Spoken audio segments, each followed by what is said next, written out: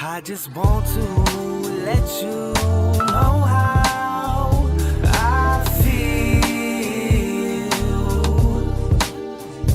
I just want to let you know how I feel. I just want to let you know how I feel. I just want to let you know how I feel.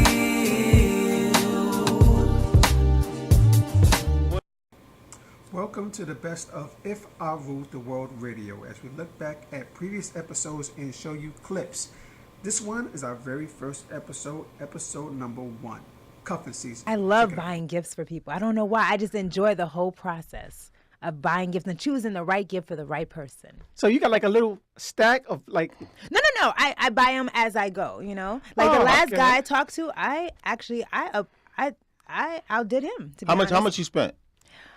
Some hundreds. How much you spent? It was more so just a thought. He's a whiskey connoisseur. So I found him the top of the line whiskey, and I know he loves golf. So I got him some golfing time, and then I know he's stressed out with his job. He works in corporate America. He was the CEO of his company, whatever. So I got him, a nice massage, a nice, day at the spa, along with, dinner in Beverly Hills, the spaghettinis, and all this other stuff. All right, I got to put you on the stand. Let me ask you a question here. Let me ask you a question here. So you spent more than him over the holidays, right? Yeah, it was his birthday and Valentine's Day, all in 1 month. Let's check that.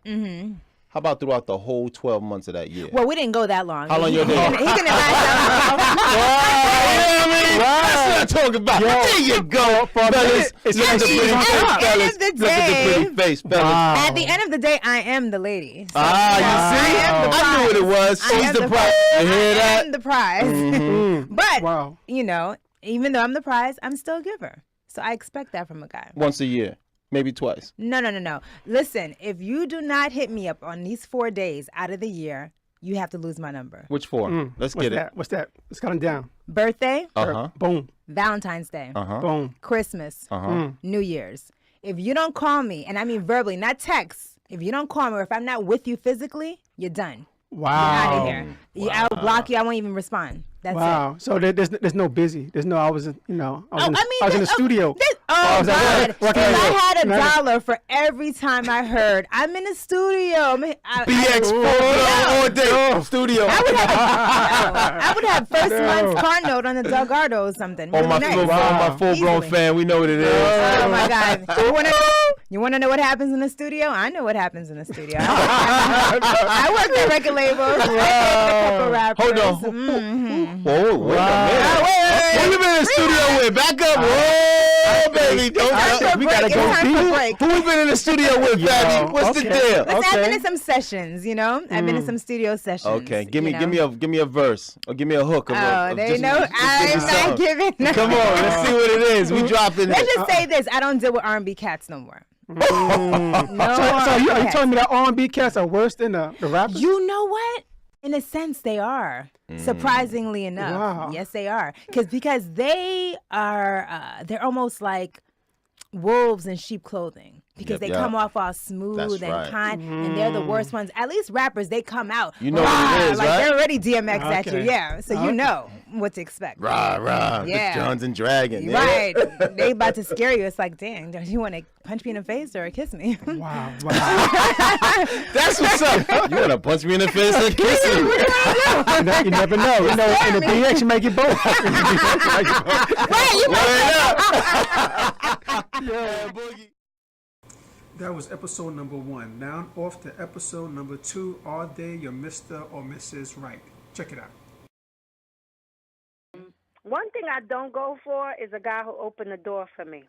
Wow. Because I think that's pre-rehearsed, and I think that's just standard on how to get a woman. So if you open the door for me, you definitely gone. Fabby? I beg to differ on That's that one. different. Okay. I've been in All the right. exact Yeah, I opposite like situation. chivalry. I like men who are gallant. I killed a date like that once. I don't think. You what? Sorry. Yeah, to my understanding, that most women like to find a gentleman like that because most gentlemen still don't do those type of things. I like what she said. I agree with her on that. I don't know about if you should dead the person, but you're basically saying he's doing that just to get me, and it ain't gonna continue. And that's pre-rehearsed. He's just not being himself. Yeah, but it's gonna take a lot he of be opening the door for you 6 months. Yeah, 6 months later to a year when you 5 years in, he ain't even gonna open the door for you. He might just walk in the house and. And 5 years in, we're not going to be worried about no doors. We're worrying about that water bill. You understand what I'm saying? It's that water bill. That water bill. I can open the door myself. We got to talk about this water bill, though. Hey, hurry up and get in the car. We got to turn up that water. Come on. For real. But listen, there's this thing called courting. There's a stage of courting. So I don't think there's anything wrong with that. Even if it changes during the course of your relationship, 2 years in, I understand. But at the beginning, you got to show your best. That's how this world works. First impressions are everything. You can't just come up and just show your worst. Then it's like, all right, well, nice knowing you. And there will be no second date. Wow. That's that car. See, that's that car. You're going to send a car for you. That's that car situation. You hear me? Uber, That's what it is. should be on the corner. Yeah. And you know what, too, Troy? Yes. I think your first date with Mr. Right or Mrs. Right shouldn't cost you anything. Oh, that's a nice Your one. first date, nobody should spend any money. So what? Like you I could go feel to the that. park. I agree. Okay. You should go biking, maybe Oh, okay. jogging, maybe go play tennis, shoot some hoops. Your first date, nobody should treat anybody. It's about getting to know yourself, getting to know each other, and seeing if you can have fun together, whether you rich or poor. So if you could have a first date and have a good time where you look forward to seeing that person again and nobody spent no money, then you guys enjoyed each other, not what you could do for one another financially. But I like that one. can you really enjoy each other if that first date's at the emergency room? That's the second date. That's the second date. That's the second date. We can't have those insurance premiums going up, so we wait till the second date. But you want to go to the do that for emergency everybody. room as soon as possible because you want to know what you're working with. So let's hurry up. That's what's up. That's a first. That's what's up. That's Okay. a first for All sure. right. Yeah. You know what? That's the first time that I heard that because Very first time. most people I heard, they're like, we're going to go out. Going out means going somewhere to spend something, to have some quiet time and some, And that's good for the dude, too. Some Yeah. quiet time. Yeah, like a little restaurant type thing, or maybe a something. lounge. Yeah, like out to dinner or something like that. But it's Even gonna a cost. park. I never known somebody say you're gonna go out on our first date and don't spend anything. And it's different. 'Cause Nobody spends no money. Right. Sack of lunch. Bring a picnic basket. I Now, that is do cool. like that. Yeah, I've said that before. That I do like. So Okay. does that depend on the age or where you are in your That life? doesn't for that depend to on be no the first age. date? Even the young people should be doing that. Word. Well, them young Everybody people. should do that. That's a whole Cut up different some era. nice fresh That's a whole fruit. different era now. You talk about. right. They doing something else first date. I mean, it's a little They different. swiping left and swiping right. Oh no. I don't know you're gonna be able to convince them to do that, but Yeah. a nice try. Good try. No, but I do like what you say about the whole picnic thing. Now, if the guy busts out, it's Troy again. It busts out the whole picnic thing on your first date, make it nice, secluded, and bust out a little picnic basket and a little wine, this and that. Don't you think that's kind of like overdoing if he doesn't open the door?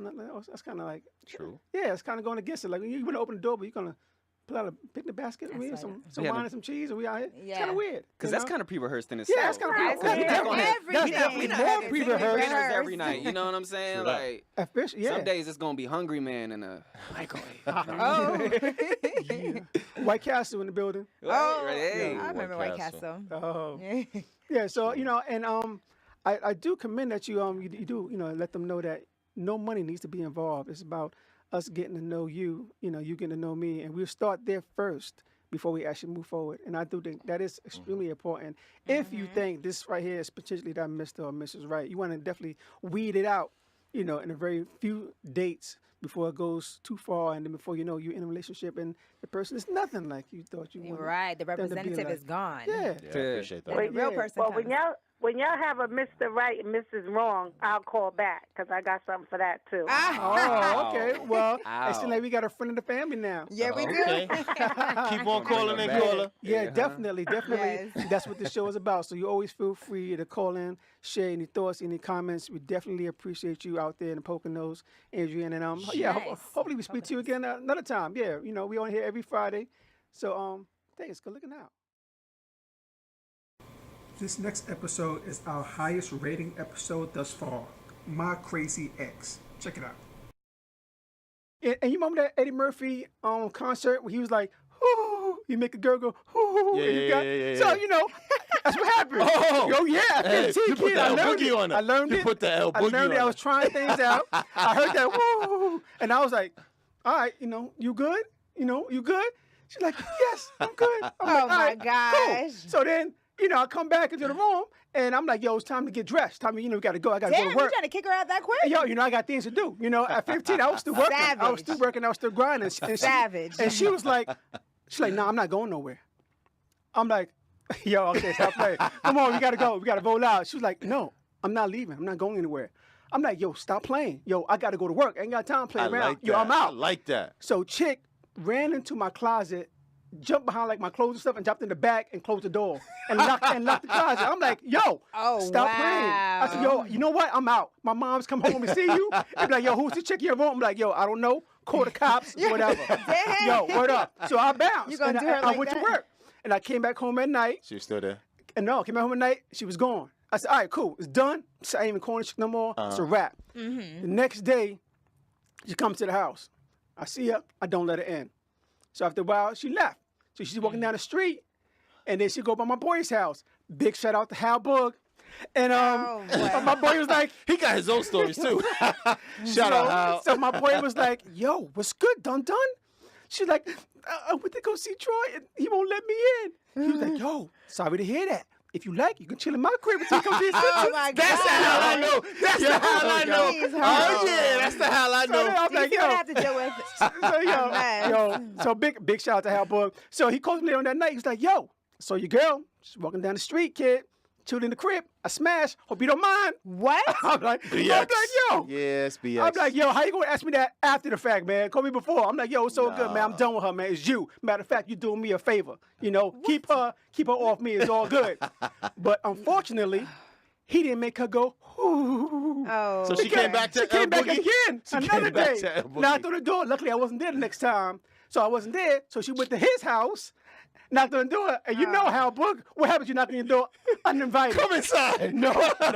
No, he had a chick already in there. He was like, "Yo, I don't play that. You don't come to my house You know uninvited." what? So he's like, "Yo, you got to bounce." So now Yeah. she's going to the train station, boo-hooing. And my other boy that lived by the train, That's a big mess. shout out to Miggity. Oh, That's man, so Mark. bad. My man, Mark. What's going on, Mark? That's my man right there. Yo, we're keeping it Oh, real, my 100 gosh. right now. Mayberry, baby, Van Ness. So Miggity was like, "What's good, done?" So she's like, "I went to go see Troy. I'm making it too. And he don't let me in." So Miggity was like, "Yo, if you like, you can chill in my crib. If you hang out like. here for a while." Oh my So goodness. next Miggity too? Miggity too. So Miggity called me the next day, like, "Yo, man, so your chick, man, she's walking down the street, kid. She was hanging out. I smashed. Hope That's you don't crazy, mind."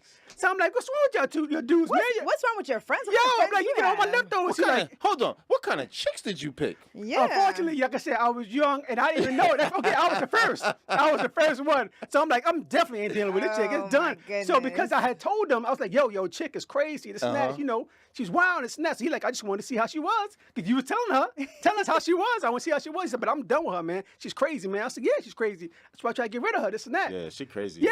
and She's then- crazy? And then after, she still tried to get back. They all She crazy. still tried to get back at me later I on agree and with you, stuff. Fab. They all crazy. Yo. Yeah. So like my story was like, yo, this chick is nuts. And She's like psycho. psycho, man. 11 signs of a psycho. And she had a sex problem, of course. What type of sex problem? She had to have it. With Oh, everybody. she was like a nympho? Yeah. With she had to everybody have in the block. it, Did Did you not follow I'm that busy. story? Yeah, Everybody in the block. Everybody in the block. But I'm busy. they're not, what kind of friends are they? They're not even loyal to you. Oh, you know what? That's how it was in the nest. That's how it was in and the that nest. is precisely why you don't do the Bronx? Facebook Live, why I do not date guys from the Bronx. Hey! Hey, now, first of all, that is not Hey, all fellas. guys. Hey, you. fellas. She said, not yet. No. I didn't say yet. I said that's Yeah. where, look at that. She That's the said, words in my mouth. Not yet, fellas. So, not yet. so that Oh, was my it. goodness. That was my crazy ex story, and that was like I said, a long time ago. I was a teenager, and that was the a long first. time ago. Them two are crazy also because they went after me. This next episode is in honor of Obama. Did we take Obama for granted? Check it out, episode number 4. And we think about whether we took him for granted. One of the things that I asked a couple of people Yeah. was that no, we actually thought that yes, he did everything that we can do, and we supported him 2 elections in a row. Right. I understand that he was the president of hope. Yes. Then also I got different generations looked at him differently. So you had the generation, the baby boomers generation, that may have thought, you know what, he could have done more, he didn't do enough. And then you have the Generation X and the millennials who actually think he did an awesome job and he got a lot of things done. Yes. And I think that has to do a lot about research and paying attention to what he is doing. Yes. And I think the generations played a part of that. But I will say, as 3 generations, we've done something historical that no one else who's ever walked this earth has been able to do. And we will be able to elect a black president. So that is awesome for us to walk away from and to think about that as a people. And I'm sure that no one thought it's going to be this soon. That's exactly right. No. So then I have another question for you guys. Do we realize how much Obama has accomplished during his presidency? You know, some people can say, yeah, Obama was a great president. I loved Obama. He was awesome. And I asked him, okay, so tell me 1 or 2 things that Obama has done for this country in his 8 years. Right. And then I get the deer in the headlights look like, Scooby-Doo like, Right. Google it. Google it. That's not what we want. When we talk about Obama, we want to be able to say 1 or 2 things that we know that improved the country from when he came in. Right. So I throw it to you. Definitely. Tell me about 1 or 2 things that he's done, accomplishments, guys. Off the top of the dome, I probably would say first Obamacare. I mean, that's like probably the most known thing that he did. I mean, it has a name attached to it, Obamacare, and it gave a lot of U.S. citizens here the opportunity to finally have some kind of health care. I don't know people realize that a lot of people wasn't going to the hospital because they didn't have health care. So either just stay sick or somebody actually died, or you try to stick it out and then it's spreading. This flu and colds and everything. That's right. So people's kind of, I know in the acting world, if you got a cold, you stay the heck away from me. Right. The last thing you want to do is catch a cold for somebody. But no one's going to the hospital because no one had insurance. And I know as an actor, as far as Fab, health insurance is hard to get. Health insurance is very difficult to get, especially as an actor, because it goes by how much you make. So if you're not really a working actor, you're not going to make enough to make your insurance. So now it's like, either I got no insurance or I got to do a different kind of job. Right. So actors love Obamacare. Oh, of course. And that's why they go out there and support Obama, right? Is that what you're telling me? That's one of the reasons why. Okay. Yeah, I say one. And the other thing I'll probably say, well, the second thing I could think of is back in 2011 when he found Osama. I was going to say that. Oh, yes, no doubt. He got rid of them. Nobody else could do that, you know? That's a huge one. That's me. That's my 2. How about you, Fab? Oh, man. Well, I like the cool things that he did. Yeah. So he was the president with swag. Oh. Will we ever have another president with that much swag? I don't know. I don't know. We might not ever have another president who takes selfies with the British Prime Minister, David Cameron. No doubt. Oh, my there goodness. You go. That was dope. Or how about, let's see. Jimmy Fallon, like him being on that show, and the student loans. That was big help. Yeah, he did a lot with that, and also he met Kid President. Do you know Kid President, the little kid? That is amazing. Isn't it? That is amazing. Oh my God, I thought that moment was just so heartfelt, and it was like a father-son, That's right. Yeah. Aww, wah. Listen, it touched my heart, so I liked it. What else? Oh, how about when he tweeted to Michelle Obama and wished her a happy anniversary, 20 years. He's smooth daddy all day. Oh, he's smooth daddy all day. Come on. I can't even hate on him. He's smooth daddy Obama. Let me read it. No okay? doubt. Oh, you're going to read it? Yes. Yeah, dude, let's do it. 20 years ago today, I married the love of my life and my best friend. Happy anniversary, Michelle. Signed, B.O. This next episode is episode number 5. Do people self-sabotage their relationships? Check it out. I'll tell a story about where I've self-sabotaged Wow, a situation. okay. I won't put it on you guys. All I'll right. take it. Okay. I feel like just recently, I might have self-sabotaged. Recently? Yeah, he's the last person I talked to. This was like May or June because his birthday was in May. Ooh, we almost got a name. We just need one more I'm name. not going to get no name. I'm not giving no name. He's from Harlem. I will say that. Oh, boy. I said no more Come New on, York man. guys. That was it. Stamon, man. Harlem Yeah. That's a different show. That's a different show. That's a different show. But yeah, he just everything was going fine. We were getting to know each other over the phone. We hadn't met physically in person just yet. But I just noticed it's like prior to us talking, when we were following each other on social media, we were showing each other love and everything. But once I started talking to him, the love kind of stopped. It's like the games start. You know what I mean? And that's the part I just hate. I don't like to use the word hate. That's a harsh word. I detest that when guys text you with one word answers, or, you know, they can't even say happy birthday. It's HBD, you know? And it's like, if I text you at 7 and then you don't respond to like 8, then I have to respond at 9. It's too much of that. And I started seeing him doing that. I'm like, he wasn't doing that before we spoke. So I don't know. The last time I spoke to him, we FaceTimed each other the day before my mother's birthday, June 6th. And he knew that I was traveling that day to go to Atlanta to see my mom. So I'm thinking, okay, quite naturally, he's going to call to check to see if I was okay, right? Do you guys agree? Okay. Well, I didn't hear from him for another 2 weeks. But yet he's still, you know, around doing his things. I mean, we follow each other on social media, so it's not like he's dead. You know, he's alive. So I'm like, all right, Father's Day coming. That's a tough day for me because my dad is not around. And I was like, you know what? I'm going to find in my heart. I'm going to do the right Christian thing. I'm going to text him and wish him happy Father's Day. And I did that. And he responded like 10 hours later, like literally, like it was like hours later, and was like, hey, you know, thanks, sweetheart. Where you been? And I'm like, where I been? You sure he wasn't in the studio? He might have, but you know, he do be in the studio. He do be in the studio. Full-blown studio. But you know what? But in his defense, when I looked at his social media page, like that day, I saw that he was doing things with his daughter. He has one child, and, you know, I think she had prom and everything, so that could be why he took so long to respond. Yeah. But honestly, I didn't even think about it. I was already upset that he didn't check on me to see if I got to Atlanta safely. Strike one. Strike one. Then secondly, he takes 8-10 hours to respond to my text when I wished him happy Father's Day. Then the third one is what was the third one? I just didn't like the way what he said. You just made the third one. You just throw it in there for goodness. What's the third one? Hold on. What's the third one? I just didn't like. Look, I didn't like what he said. She said, I just throw it in there. I'm throwing it in there. Come at me correct. You gotta come. So I didn't respond to his text, and that was the end of it. Poor homie. Wow. Yeah. And man. But you know what? If he was humble, any humble person would be like, hey, did she get my text? Let me call her. You know what I mean? But he didn't do that. You know why? Because he's so full of himself. He has so much pride and ego. I don't need that. I've been there, done that. Don't want that no more. Y'all can have that. No question. He's a cutie, but he ain't that cute. He ain't that cute? He ain't cute as me. How did I know that he ain't cuter than me was coming up? I knew that was coming. This next episode is episode number 6, The Deception of a Cheetah. Check it out.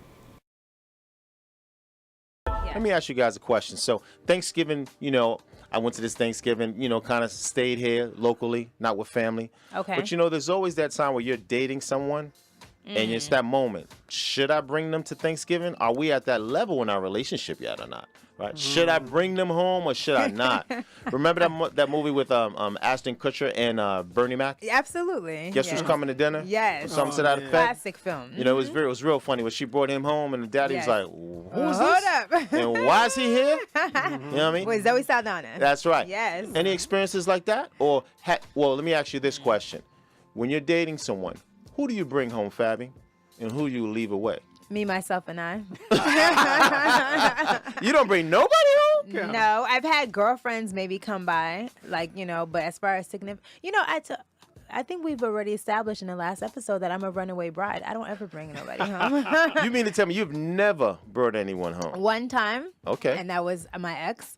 And my entire family was there, even the ones that live outside of the country. So they got a chance to meet everybody. And it was like weird, but it was like, all right, you know. But that was years ago. How long were you dating him? A while. A while? Couple years, yeah. Okay, so you think if you to bring somebody home, you got to be dating them a significant amount of time. They got to mean something in your life? We were engaged. So okay, it so was you brought home. Totally different. Got you. Yeah. So the family had to meet him. And yeah, that was the only time. Let me think about that. Yeah, and you know what? My mom, like, my mom's like Big Shirley. Like, she want everybody to come by. Call your friend. You know, I'm just using an example of somebody who just loves everybody to, you know, taste their food. She's like, you know, Paula Deen. You know what I mean? She watches the Food Network all day. So my mother is a cook. She's an amazing cook. So she always wants, she's big on giving. So she wants me to invite all my friends over, even strangers. Come try my food. I mean, if you say no, that's an insult. It's almost like Italian families. Like, if you deny and be like, oh, I'm okay, or I'm on a diet, my mom will be like offended. You better eat. Even if you throw it away, you better like not let her see you throw it away and just act like you ate it. So yeah. I do invite people to be friends, but as far as significant other, only once. Okay. All right. L Boogie. Only so let me see, L Boogie. We were in the same block, my brother. We're in the same block, in the same hood for a long time. I'm trying to think. Did I see people walking up Van Ness to L Boogie's crib? Any shorties? Tell me. Who you bring home to dinner, bro? No, you probably haven't seen anybody in my house. As a matter of fact, have you ever came to my house? I don't think I've been to your house at Thanksgiving. No, you haven't. As a matter of fact, he hasn't. And I know him since junior high school. No, you know, I think at Thanksgiving time, I mean, if I knew someone that didn't have, you know, anyone, I mean, of course, I'd reach out to them like, come on, you can come by here. But everybody from the block had their own family, you know, and you know, did their own thing. So we already know that, you know, Thanksgiving, you do your thing, and I'll see you afterwards. You know, that's how it was. You know, like I said, by chance, you know, somebody didn't have anybody, and you know, do we invite them over? But you know, for me, who I'll invite over is pretty much who I was with at that point in time. I mean, it was kind of, you know, the thing about the holidays is that once you have someone, it's like you have to make them rounds. Uh-huh. You know? I do that. You're like, okay, I got to go to your family house first, and you got to go to my family house. Now you tired and this and that, and you got to go. That's true. I mean, I get it, and you know, you got to show respect for both, but man, it's that tiresome, man. You know, I'd rather like, okay, how about you go to your family house, get the food, I go to my family house, get the food, and we just kind of meet up, you know. So let me ask you a question. If it's somebody who you really in love with, you all in tune with, do you have that same type of feeling of this is going to be a chore, or you feel a lot more gracious that you're going to be spending this special time with them and their family? Both. Okay. Yeah, to be honest, both. I mean, I do like to, you know, have family around. It's just that, you know, on the East Coast, man, it's normally cold Thanksgiving. That's the main thing. I got to get in the cold car, and you got to go into the house, and then you get uncomfortable, then you got to get back out in the cold car and go to another house and get on, and then they want you to stay and chill for a while, and you tired. Come on, yeah, I get it, and I want to embrace my brothers, this and that. I'm like, good. But, you know, it's just like, especially if they don't live close. Imagine, you know, like CD, I know your chicks like in Brooklyn, New Jersey. So at least mine, I was trying to always keep mine local, so I ain't got to go too far, you know, in the BX at least, maybe Harlem. But it's like, oh, man, I got to put my coat back on. I had to tell Mom, Mom, I got to make another run. You know, I'll be back, you know. Excuse him, NYC. Yeah. He acting like he afraid of the cold. Listen. Yeah, it be cold in New Me York. and CD are out here for a particular reason, and it ain't just about work. Right. All right? You know, and I'm keeping it 100. Man, I'm keeping it 100 with you right now. And yeah, you know, I get it. But, man, I don't miss that portion of it, man. Okay. Me I neither. really don't. I really don't, but I get it, you know, so it's all Yeah. Yeah, no question. I think for me, growing up, I wouldn't really have a lot of girlfriends per se. Okay. But I dated a lot. So I never brought anyone home to my family's Thanksgiving. Right. But I would make my rounds, as you talked about. So I would go to the different girls that I'm dating. Oh, Oh man, I really put myself You on know Front what? Street. Didn't we just my talk about mind, that my in mind episode just clicked in like, dude, you put yourself on Front Street. You go on It's going to be a long night. houses. Right. So when I was in my 20s, oh yeah, it wasn't that too long ago. I would go around to the different girls that I was dating to their house just to kind of pay my rounds and say what's up. But as I became, you know, but I never would bring anybody home. You know. Oh, so you just went to their houses. I went to their house. I didn't share my family that often with that many women. I see. They're very special to me. I hopped around. You hopped around just like a player. You know, so I think when it comes to who you bring home to dinner, what I'm gathering from the three of us is there has to be somebody who's very important, significant in your life. Yes. And you see a future with. That's who you share your family with. Okay. So that's the key takeaway that I'm getting right here from you guys. This next episode is our holiday episode. What does Thanksgiving mean to you? Check it out. Let me ask you guys a question. So Thanksgiving, you know, I went to this Thanksgiving, you know, kind of stayed here locally, not with family. Okay. But, you know, there's always that time where you're dating someone and it's that moment. Should I bring them to Thanksgiving? Are we at that level in our relationship yet or not? Right? Should I bring them home or should I not? Remember that movie with Ashton Kutcher and Bernie Mac? Absolutely. Guess who's coming to dinner? Yes. Something to that effect. Classic film. You know, it was real funny when she brought him home and the daddy was like, who is this? Hold up. And why is he here? You know what I mean? With Zoe Saldana. That's right. Yes. Any experiences like that? Or, well, let me ask you this question. When you're dating someone, who do you bring home, Fabi? And who do you leave away? Me, myself, and I. You don't bring nobody home? Yeah. No, I've had girlfriends maybe come by, like, you know, but as far as significant, you know, I think we've already established in the last episode that I'm a runaway bride. I don't ever bring nobody home. You mean to tell me you've never brought anyone home? One time. Okay. And that was my ex. and my entire family was there, even the ones that live outside of the country. So they got a chance to meet everybody, and it was like weird, but it was like, all right, you know. But that was years. How long were you dating him? A while. A while. Couple years, yeah. Okay, so you think if you to bring somebody home, you got to be dating them a significant amount of time. They got to mean something in your life. We were engaged. So okay, it so was you brought totally home. different. Got you. Yeah. So okay. the family had to meet him, and yeah, that was the only time. Let me think about that. Yeah, and you know what? My mom, like, she's like. My mom's like Big Shirley. Like, she want everybody to come by. Call your friend. You know, I'm just using an example of somebody who just loves everybody to, you know, taste their food. She's like, you know, Paula Deen. You know what I mean? She loves, she watches the Food Network all day. So my mother is a cook. She's an amazing cook. So she always wants, and she's big on giving. So she wants me to invite all my friends over, even strangers. Come try my food. I mean, if you say no, that's an insult. It's almost like Italian families. Like, if you deny and be like, oh, I'm okay, or I'm on a diet, my mom will be like offended. You better eat. Even if you throw it away, you better like not let her see you throw it away and just act like you ate it. So yeah. I do invite people to be friends, but as far as significant other, only once. Okay. All right. L Boogie. Only so let me see L Boogie. We were in the same block, my brother. We were in the same block in the same hood for a long time. I'm trying to think. Did I see people walking up Van Ness to L Boogie's crib? Any shorties? Tell me. Who you bring home to dinner, bro? No, you probably haven't seen anybody come to my house. As a matter of fact, have you ever came to my house? I don't think I've been to your house. No, you haven't. Matter of fact, he hasn't. And I knew him since junior high school.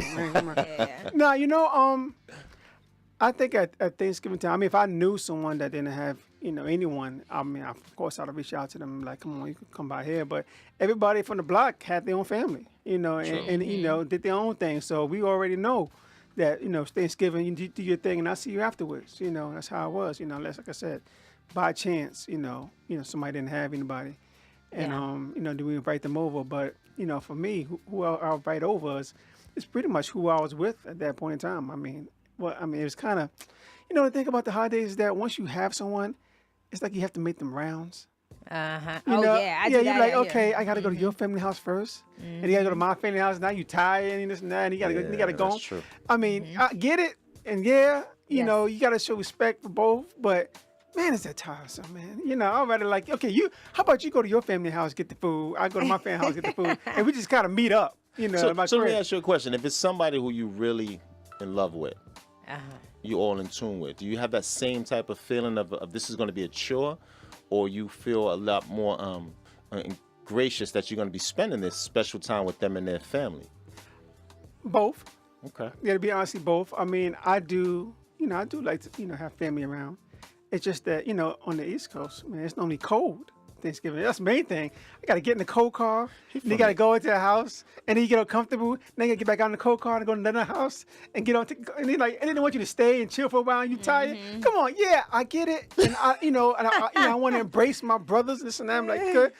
But, you know, it's just like, especially if they don't live close. Imagine, you know, like CD, I know your chicks like in Brooklyn, New Jersey. So at least mine, I was trying to always keep mine local, so I ain't got to go too far, you know, in the BX, at least, maybe Harlem, but it's like, oh, man, I got to put my coat back on. I had to tell Mom, Mom, I got to make another run. You know, I'll be back, you know. Excuse him, NYC. Yeah. He acting like he afraid of the cold. Listen, it be cold in New York. Me and CD are out here for a particular reason, and it ain't just about work, right? You know, and I'm keeping it 100, man. I'm keeping it 100 with you right now. And yeah, you know, I get it, but man, I don't miss that portion of it, man. Okay. Me neither. I really don't. I really don't, but I get it, you know, so it's all Yeah, no question. I think for me, growing up, I didn't really have a lot of girlfriends per se. Okay. But I dated a lot. So I never brought anyone home to my family's Thanksgiving. Right. But I would make my rounds, as you talked about. So I would go to the different girls that I'm dating. Oh man, I really put myself on Front Street. Did we just talk about that? My mind just clicked in like, dude, you put yourself on Front Street. It's gonna be a long night. Right. So when I was in my 20s, it wasn't that too long. I would go around to the different girls that I was dating to their house just to kind of pay my rounds and say what's up. But as I became, you know, but I never would bring anybody home. You know. Oh, so you just went to their house? I went to their house. I didn't share my family that often with that many women. I see. They're very special to me. I hopped around. You hopped around just like a player. You know, so I think when it comes to who you bring home to dinner, what I'm gathering from the three of us is it has to be somebody who's very important, significant in your life. Yes. And you see a future with. That's who you share your family with. Okay. So that's the key takeaway that I'm getting right here from you. And this next episode is episode number 8, Love and Happiness. Check it out. Okay, all right. Caller, are you there?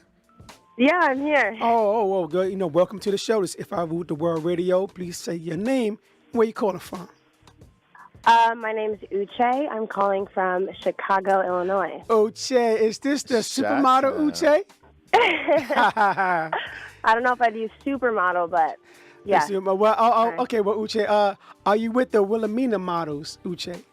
I am. Oh, well, there you go. Big there time you go. right now. Big so time. It's official. It's official. Uche is in the building, and she's definitely a friend of the family. So, Uche, we're talking about love and happiness. We're trying to find out the levels of love. Is there a time that you want to share with us about someone expressing love or you expressing love, and you want to share that with the family here? Yeah, definitely. I'm 23 years old now, but when I was in high school, junior year, I was 16, and I was going through a lot of family changes. And both of my sisters were in college at Northwestern, and so it was basically just me and my mom.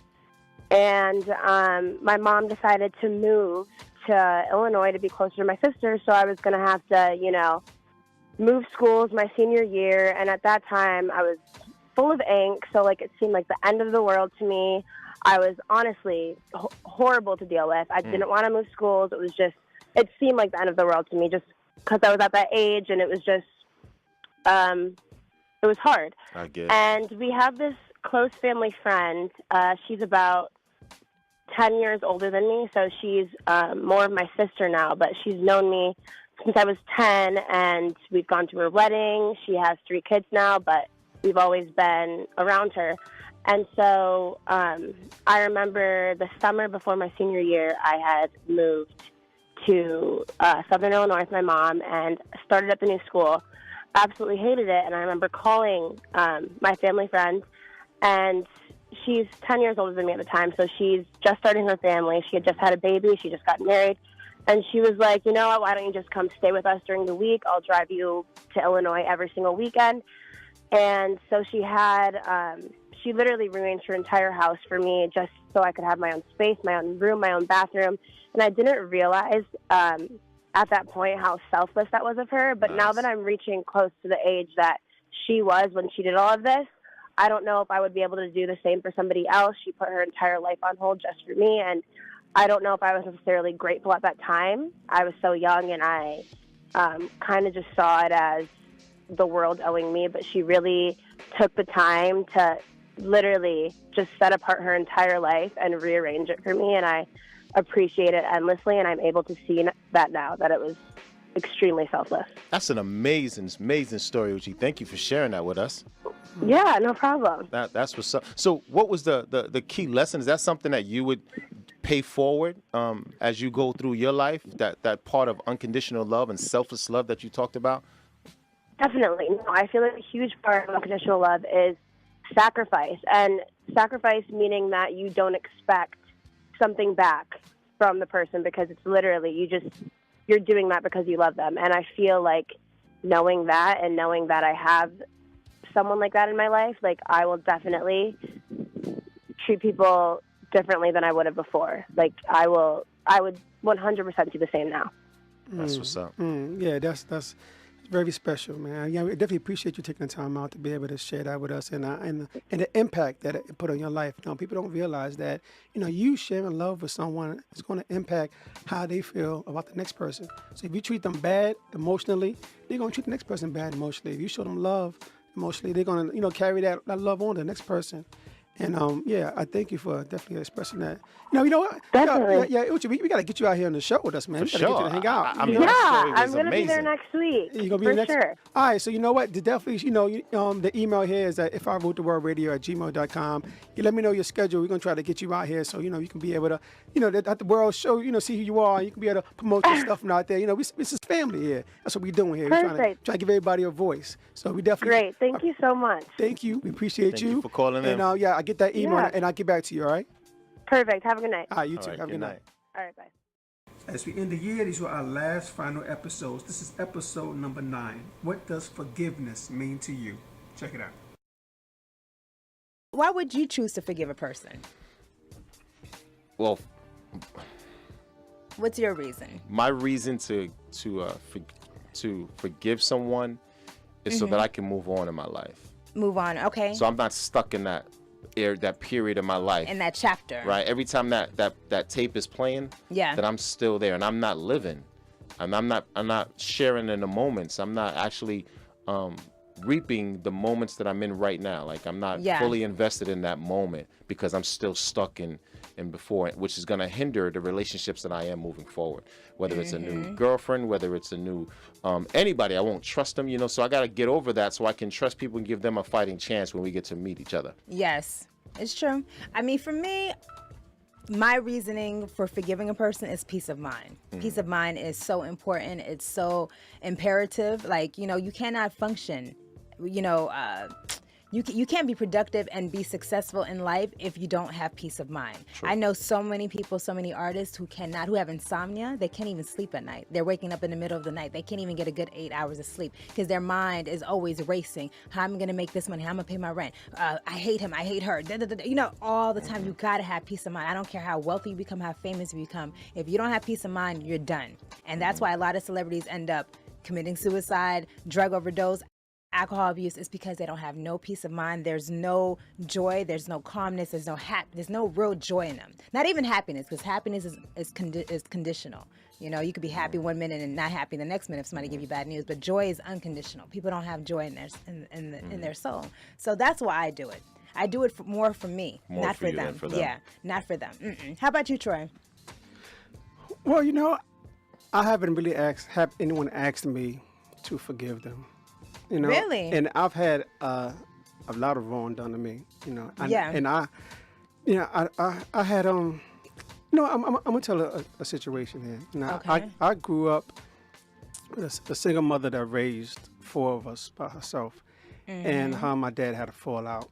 And when you're a kid, you don't really understand what's going on. You don't know why. But later on in life, I had found out why my mom kicked my pops to the curb. Yeah. Because he wasn't doing right, and he had a situation that he couldn't overcome.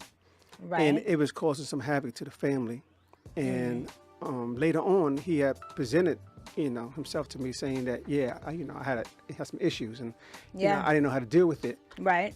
And I said, well, we need to move forward. We need to move on. But do you feel like you were sorry about that? Do you feel like if you could, you would go back to it? Is there anything you want to say? He's like, I just had, he told me the situation. I had these evil thoughts I had to deal with, and I'm still dealing with them. Wow. And I just really want to say, you know what? I kind of miss being there for y'all and raising y'all. I'm sorry. Can you forgive me? Can we move forward? And I never got that, man. I never got that. And although I tried to overlook it and still try to reach out to him, it still didn't work, man. It still didn't work. It still didn't work? Yeah. So I think that he didn't say, I'm sorry, forgive me, because maybe he wasn't ready to open up and move forward. Sometimes you're not, Sometimes you're not ready to say, all right, I'm wrong. Forgive me. Let's move forward. Yeah. Because maybe deep down inside, you really don't know how to do that. Right. You don't know how to move forward. You don't know. It's very difficult for maybe you're some still stuck in that circle. Yeah.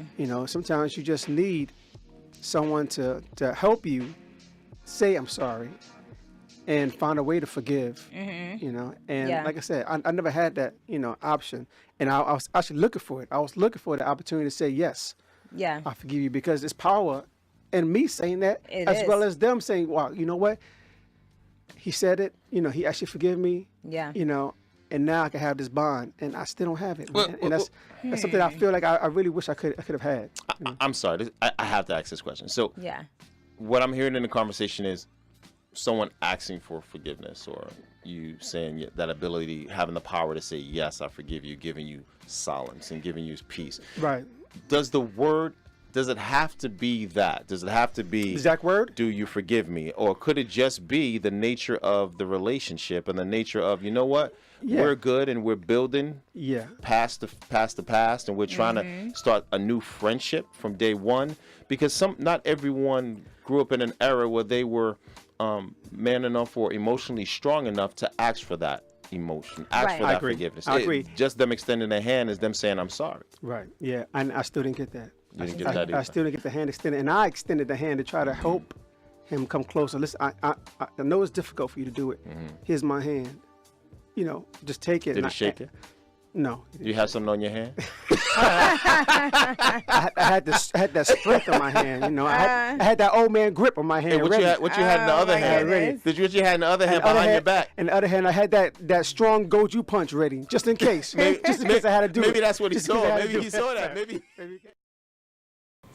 And this next episode is episode number 10. What does sacrifice mean to you? Check it out. Dive into individually about the word sacrifice and what does it mean to us. I mean, like I said, you did say you had some examples of sacrifice. What examples you have? Well, I think you probably can relate to this example I'm going to use. Moving out here and to pursue your career in acting, that's a huge sacrifice. That is. You're sacrificing having a family, you know, getting married, having kids. Most women my age already have a family. They already 2-3 kids in. True. So for you to come out here and say, hey, I'm going to go all the way left and follow my dreams, it's almost looked upon as like you look crazy. It's like out of the box. You're like I'm sort of like the black sheep of the family, you know, not in a bad way, but it's like I thought outside of the box, you know. I'm dreaming unrealistic dreams. Most people don't do that. So just to be out here in Los Angeles, and it's tough, and I'm going on my 10th year. I moved here on April 10, 2007. I still have my one-way ticket to prove it. Yes. Wow. So I survived 9 years of a lot of crazy years. I met a lot of people out here, been around a lot of circles, and I can say I still have my head on my shoulders, and I haven't lost it, and I'm not drugged out. And, you know, I didn't run back home. So it's a sacrifice to come out here to chase something. You know, I don't know. So what do you think? Now, you said that you had sacrifice to come out here. Do people actually consider you actually sacrificing to come out here, or they just think they're just being selfish and you just want to do your thing? It's not being selfish, because actually there's been many times I wanted to go back home just to take care of things for my mother, and I go back and forth. But I'm doing everything here is for my family, so it's not being selfish. It'd be selfish if I just left and never came back and didn't care about anyone else. But I'm out here grinding and hustling like a man, and I'm a woman, so I can win and bring the money back to the home base. That's the whole point. You know? And most women don't do that. They don't. That's stuff that men do. That's what you guys do. I'm grinding and I'm hustling. Sure. I'm going hard. I'm going harder than some guys I know. So yeah. Ouch. Yeah. I had to say it. Ouch. I go harder than some guys, but you know, I see the bigger picture. I think big, and you know, I've been around a lot of people. I've seen people go from rags to riches. And, you know, in order to achieve greatness, you have to take huge risk, you know? That's right. Yep. That's the only way you can win. That is true. Risk big, you win big. And sometimes you can fall big, you know? Sometimes you can fall big, yeah. Yeah, I think that when we actually mention about our sacrifice or us sacrificing, and the individuals don't have the same like mind, you know, and understand that they, you know, actually could turn against you, man. And, you know, it can become very, very hurtful to have that you know, that choice is to be sacrificial. You say, I'm going to sacrifice this for y'all. Right. And they don't understand that. They don't understand, you know, that you actually sacrifice for them. They don't see it. You don't see it. Unless they get a taste of it themselves and come out here. Right. Yeah, you know, and to give you my example is that, you know, when I had sacrificed and I had, same as you, had decided that I was going to go and pursue this career in acting, and no one, you know, in my circle was actually doing this, and or even doing it successful, you know, on their own. And you know, I was trying to show them that, you know, you can be anything that you want to be. Yeah, you can. You're not, you know, just obligated to that circle that you're in. You know, a lot of people can't see past their neighborhood and their block. No, they can't. You know, there's families that grow up in the same neighborhood for generation over generation. They can't see themselves going to, you know, out the country or you know, going to the other coast. Yeah. And believe that they can start, you know, their own businesses, and you know, they can pursue a career that seems so far-fetched. Right. You know, and you want to show them that, you know, anything is possible. Let me show you that you can do this, and I'll be the example, and I will go through all the craziness, and and people don't really understand unless you really, in the hustle of, of acting and. Or even doing anything that's, just kind of left everybody else. It is a struggle. Well, the thing is, not everyone is a leader. A lot of people live in fear. That is absolutely correct. You're right. Not everyone is a leader. And for you to be a leader, sometimes you got to stand alone. You have to stand alone. That's one of the prerequisites of being a leader. You have to stand alone. That's honestly every girl, everyone that I knew that moved here in 07, 08 left.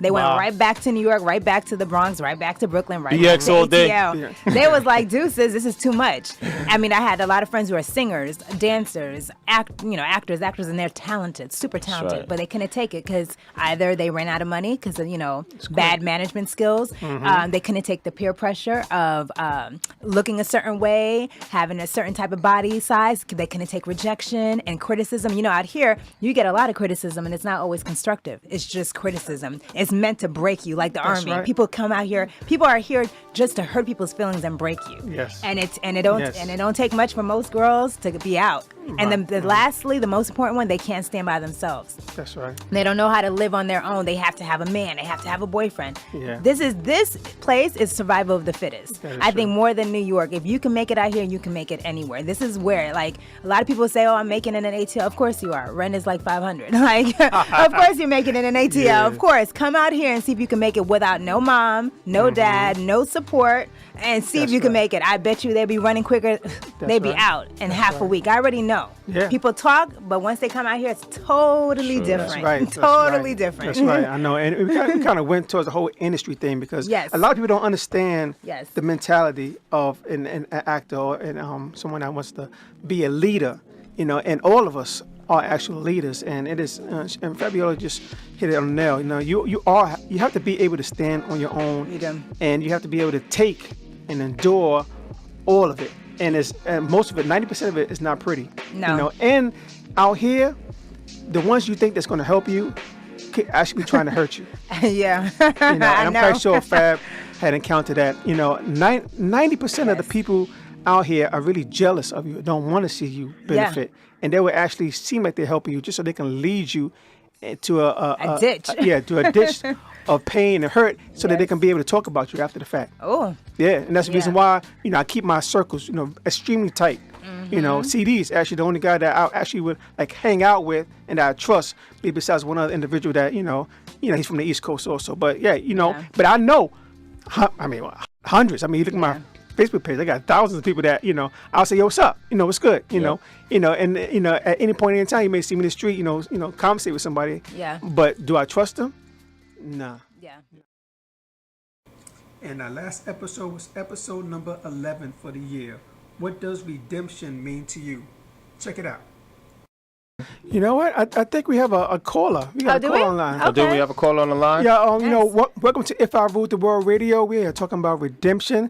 Please tell us your name and where you're calling from. Hi, my name is Rose. How are you today? Oh, Rose. Hey, Rose. Hey, Fab. How are you? Good. Hey, Toy. Hey, how's it going? Well, definitely welcome you to the show. You have a question or a statement or a story about redemption you want to share with us? I have a question and a story as well. Okay. And my question is that how do you forgive someone that has done so many things to you and they will not apologize for what they done? Even though you have forgiven them, but you still want them to apologize.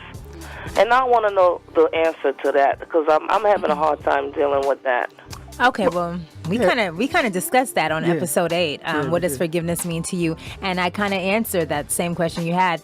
I had to accept a apology from a lot of people that I never received. It's almost like you have to almost pretend like they said, "Hey, I'm sorry, I apologize," and forgive them. Right. Because if they haven't apologized by now, then they probably are never going to. You know what I mean? So you can't force someone, because you don't want a fake apology anyway. Some people be like, "I'm sorry," it's not real, it's not genuine, it's not sincere, so you don't want that anyway. So you just have to forgive them and accept that apology from them. And and sometimes people don't know how to apologize. Yes. Sometimes when somebody does wrong to you, it's so deep embedded, they kind of try to forget about it and hope you forget about it. And it kind of, it haunts them to even think about it or to even bring it forward. Sometimes you have to be the bigger person to be able to release that tension off your shoulders and just let them know that, hey, I forgive you.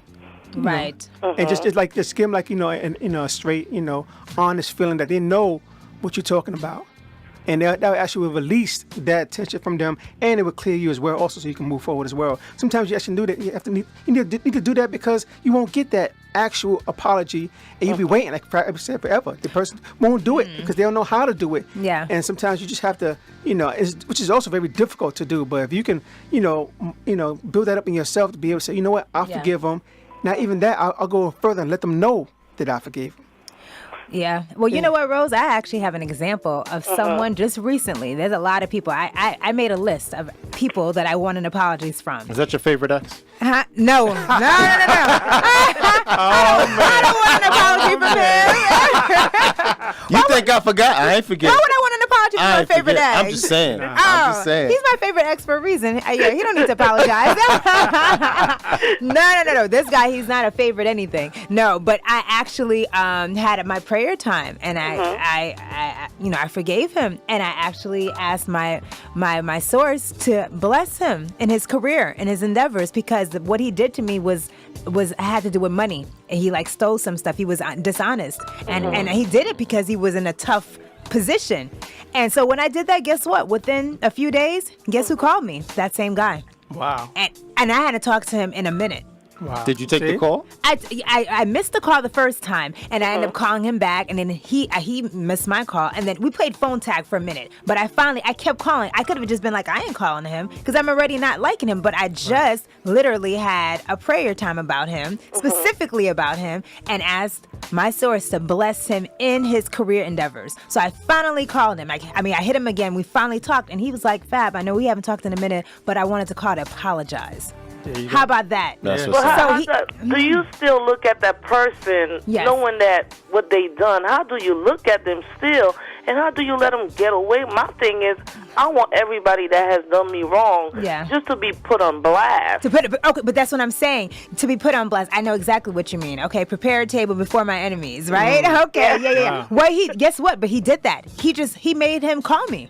I didn't ask him to call me. He called me and apologized. And then when you do that, he'll be put on public. Don't worry. Whoever did what. Rose, I think your question is awesome, but as all the examples that they shared, I think it's about self-awareness and spiritual or just maturity in life in general. So I think forgiveness isn't for them. It'll be for you yourself, because you'll be able to continually grow in your life in terms of relationships and in your self-awareness, right? So when you see that person the next time, even though right now you may want to put them on blast, and I feel you on that. We want to blast him. We want to make sure he feel it. But you know what? Once you do that, you're still going to be left with that residual hurt. And it's not going to move away. So as you move away with your self-awareness and your maturity and you start to not even worry about that thing that happened, it's so far past you that you will have moved on to bigger and better things. So that's why forgiveness is good for you, and they will find out in their own path and their own journey in life. Right. I truly understand that, but my thing, I have forgive them, and I have a relationship with the man upstairs with God. Yes. But my thing is the hurt is still there. And every time you see something on TV or you see somebody being molested or something happen to a child, it triggers everything back up. So you need peace of mind. That's what it sounds like. Right. Definitely. That's what I need, a peace of mind, because I'm constantly, if I see something on TV, it triggers it. If I hear something on the news, I can understand. It just takes me to a whole different level. And because of that, I'm not able to love anyone but my kids and God. Got it. I can relate to that. Yeah. We can now. And we understand that just because you forgive someone doesn't mean that you forget about it. No. The scars don't go away. No, they don't. But it can get better over years. Yeah, it can. And it takes time. It takes time. And there's other, ways you can do to sort of cope with it and kind of deal with it until the healing becomes, very helpful for you to move forward. But we don't, first of all, you shouldn't expect it to immediately go away. It takes time. It takes time. Yeah. But just to know that you're taking the steps to acknowledge that you want it to go away. And you don't want it to hold you back. That's right. Now, and you say you also had a story or something else you want to say? Yeah, my story is I have been molested by so many people in my life. My dad, my mom, family members. And my thing is I moved on, but sometimes it's just, I feel dirty. I feel unwanted. I just have a stain. And I just want to ask you guys, because I've been following you guys with deep love. How do you deal with that? How? My story is so much that since I was 2 years old, I could see my dad molesting me. Then I see my mom. And my thing is, how do women, as a child, you go through that, how do you live daily in loving yourself? Because I don't love myself. That's the honest truth. I have no love for myself. Wow. I have no love for myself. Oh. The thing is, but you do have love for yourself because you're still breathing and you're speaking to us right now. You're still moving. If you didn't have any love for yourself, you wouldn't be able to even pick up the phone and call anyone. That's right. That's real depression. That's when you just shut down all the way. And the love you're sharing right now is by you sharing this story. Your story, because you're not the only one that this happened to. I know you feel like at that time you was by yourself, and it was an unfortunate issue, but by you loving yourself and by you moving forward and expressing, your feelings and stuff, and that someone else can probably listen and know that, wow, I felt the exact same way, and and I don't know what to do either. I think the first thing you have to do is really know that it's not your fault, and you're not alone, and you're not alone, yes. And once you start taking steps to realize that there was nothing that you done or could have done to have changed that. That's just something, a very terrible thing that happened, and that you have to be able to start to rebuild yourself, or kind of say, redeem yourself, to know that you are a very beautiful person. You was created for a purpose, and it wasn't for that individual to do that to you, but for you to be stronger and share, this insight with you, maybe help, maybe other women, redeem themselves. Use that. Use any kind of other outlet out there to be able to slowly, gradually redeem yourself, and know that you are a very special individual, and the stuff that has happened to you, you had no control over that, and that deep down inside, that there's a bigger purpose for you and for this story, and we do thank you for sharing it with us, and hopefully it will touch somebody else's heart out there also, and give them the option to look forward and try to redeem themselves as well. But, I think I have an idea. I think you should share your testimony with other people who were molested in their lives, other victims of molestation. I think that you're actually, I think you were chosen to be a champ, actually. I think that you were chosen to be a leader because you made it through. That's you're right. still alive. I made it through. You made it through, and you sound good. And think about you're still fighting through. You made it, but you're it's still okay. fighting You can still fight through, but you can fight right through it. That's the whole key word, through it. You got to keep fighting, and you got to think about it. Think about how strong you are, that you made it through that, and you're still here. There are movies made about stories like that. Yes, there is. And those are true champions. They're the heroes. That's right. They are the heroes. They are the heroes of the movies. Those movies gross the most amount of money. Yes, they do. Those touch the most hearts. Those stories. Now, not to say that yours may be a movie, but just by you sharing that, you're going to touch someone, and you're going to help someone.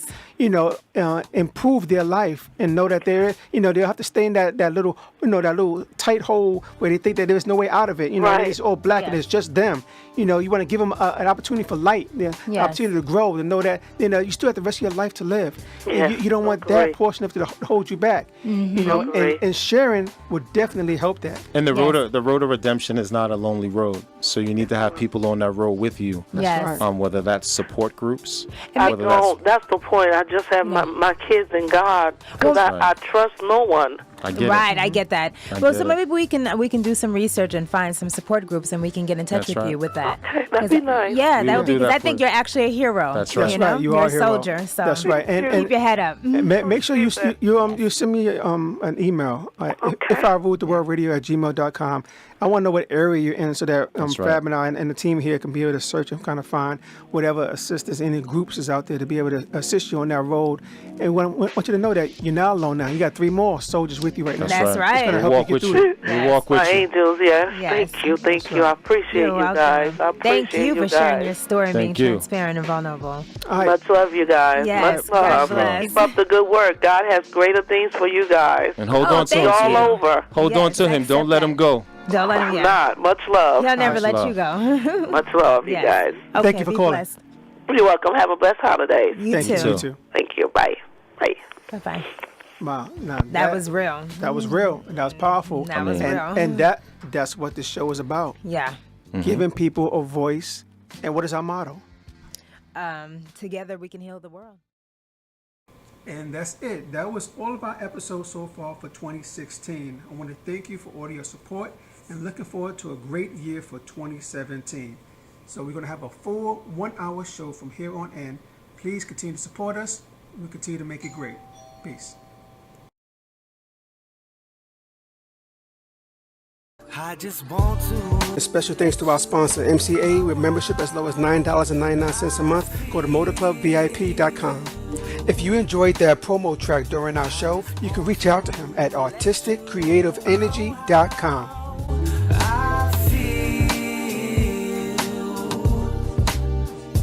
I just want to let you know